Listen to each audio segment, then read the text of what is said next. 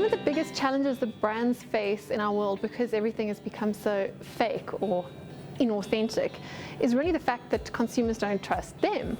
That's on the one side, and then on the other side, brands can't really trust their partners and the people that they're working with. So we've seen with Fraud Logic and a whole lot of other places that are tracking how metrics that you see on online marketing platforms, how authentic they are.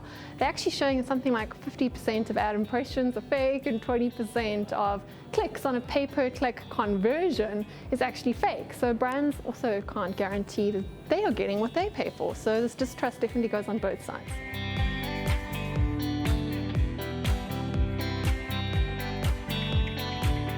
Well, the one thing that all brands are trying to do at the moment is work with influencers. So influencers have got quite a bad rap, but there are different ways to approach influencers. So one is using virtual influencers, because they can't say anything that will get your brand into trouble. You know, they do as they're told because they're literally a programmed avatar. And the other one is to use influencers that have smaller number of followers. So they tend to have more authentic relationships with their consumers. But you can see why the attraction is for brands to work with influencers rather than with media companies, because at least there is a veneer or a perception that there's some sort of authenticity there.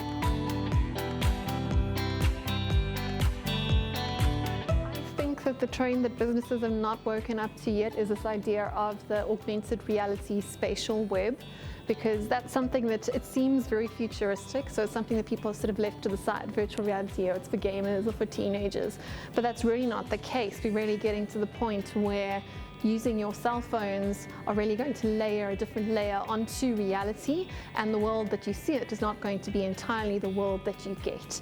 And there's a huge opportunity there in terms of being an early adopter, an early mover in that space. And there's going to be a huge cost to pay if you don't catch on to that trend before it becomes ubiquitous.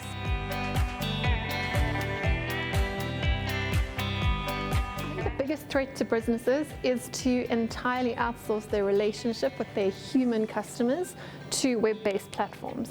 And when you take the human connection out of your relationship entirely, you are potentially automating away that relationship and that brand loyalty. So my challenge to marketers would really be to try and focus on people first, and to actually connecting with warm bodies, because those are the people that are going to save your brand as basically platforms and data eat the world.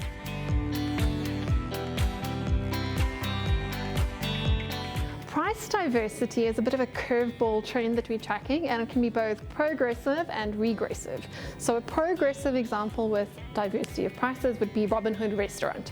So Robin Hood Restaurant, I think they're based in Spain and the US, or one or the other, and what they do is that they allow homeless people to eat in their restaurant at the same table that their regular patrons eat at for free. But they charge a premium to wealthier consumers. So that's progressive pricing. It's literally like taxation but done in the private sector. So that's very interesting. On the other hand, you've got negative price diversity, whereby companies are discriminating against people based on their race, gender, sexual orientation, you name it, all those things we're not supposed to discriminate against or by, using data that the consumer A might not know they've shared, and B, they might not understand how the algorithm behind that pricing algorithm actually works to give different people different prices.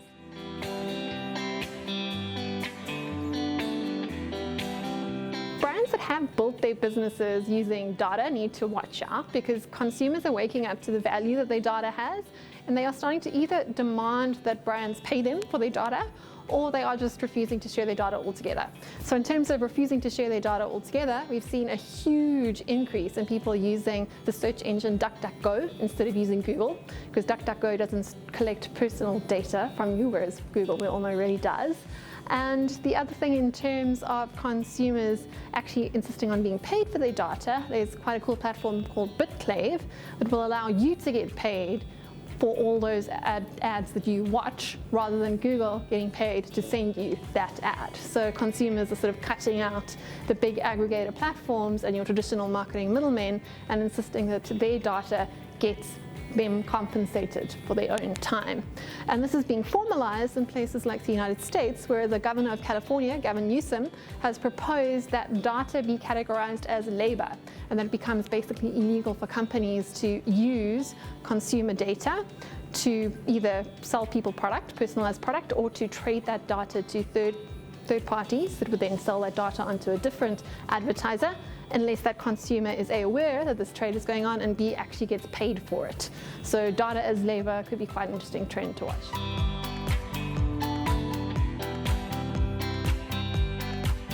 Unconscious consumerism is an interesting trend. So a lot of people look at this literally and say unconscious consumerism is like our nasty Western habits of conspicuous consumption, of buying too many clothes and then throwing them away just because we get tired of them. And that's one aspect of unconscious consumerism, but I want to pivot that conversation away to probably the bigger topic that's got more relevance to businesses today, and that is this idea of consumers outsourcing their purchase decisions to artificial intelligence in the form of artificial intelligence voice-activated personal assistants like your Alexas or your Google Homes, or outsourcing them to robots in some cases. But basically what's happening is that brands and businesses are going to find themselves selling to bots more than they are selling to consumers. I really don't believe that the days of big brands are over. In fact, I would hazard to say that a big brand might be the only sort of brand that could survive in the data-driven world. And the reason for this is that a brand in its essence is a sense of shared value and community. A brand is a human creation designed for humans, whereas big data is a case of, it's a zero-sum game. It's a case of the most efficient and the most cost-effective wins. And that's great if you're selling screws. It might not be great if you're selling really beautiful shoes. So if you want to really make a connection with people, you can't throw the brand out with the bathwater.